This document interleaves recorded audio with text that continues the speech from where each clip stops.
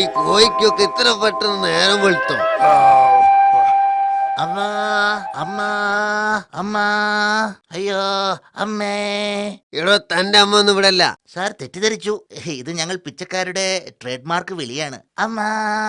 എടോ തന്നോടല്ല പറഞ്ഞത് തന്റെ അമ്മ ഒന്നും ഇവിടെ അല്ലാന്ന്. എന്റെ കെട്ടിയോള് സൂറാവി ഇവിടെ ഉണ്ട്, വേണമെങ്കിൽ ഓളെയും കൊണ്ട് പോയിക്കോ. സാർ വീണ്ടും തെറ്റിദ്ധരിച്ചു. ഞങ്ങൾ ആരെയും കൊണ്ടുപോവാറില്ല.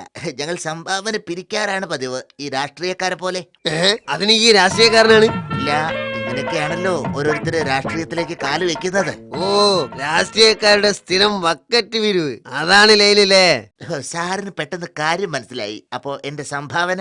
സംഭാവന ഇവിടെ ഒന്നുമില്ലടോ. 1 രൂപന്റെ അരി മേടിച്ചിട്ട് അത് വേവിക്കാൻ 1300 ഗ്യാസ് എങ്ങനെ മേടിക്കുന്നു വിചാരിച്ചിരിക്കാണ് നമ്മള്. അന്നേരാണ് തന്റെ ഒരു സംഭാവന. ഓടാ അവിടുന്ന്, ഇപ്പൊ നമ്മളെ കാശൊന്നുമില്ല. എന്നാ സാർ എന്റെ മൊബൈൽ നമ്പർ ഒന്ന് പറഞ്ഞു തരാം. കാശ് റെഡി ആകുമ്പോ വാട്സപ്പിൽ ഒരു മെസ്സേജ് അയച്ചാൽ മതി, ഞാൻ വന്നോളാം. താൻ ആള് കൊള്ളാലോ, ഉള്ള സെറ്റപ്പ് ആണല്ലോ. തനിക്ക് അത്ര പട്ടിണിയാണെങ്കിൽ ആ ഫോൺ അങ്ങ് വിറ്റാ പോരടോ. അയ്യോ, അതില്ലാതെ പറ്റില്ല സാറേ. വാട്സപ്പും ഫേസ്ബുക്കും ഇല്ലെങ്കിൽ എനിക്ക് വയറ്റില് ഗ്യാസ് കയറിയ പോലെയാ. അത് ശരി, ഈ ഒരു ഹൈടെക് പിച്ചക്കാരനാണല്ലേ. തൽക്കാലം മോഞ്ചല് ഇവിടെ ചില്ലറൊന്നുമില്ല. എന്നാ സാർ തൽക്കാലം 1 രൂപയെങ്കിലും താ. എന്തിനാണ്ട? എന്റെ വെയിറ്റ് കുറഞ്ഞു എന്ന് കോയിൻ ഇട്ട് ചെക്ക് ചെയ്യാനാ. കഷ്ടപ്പെട്ടുണ്ടാക്കണ ബോഡിയാണേ.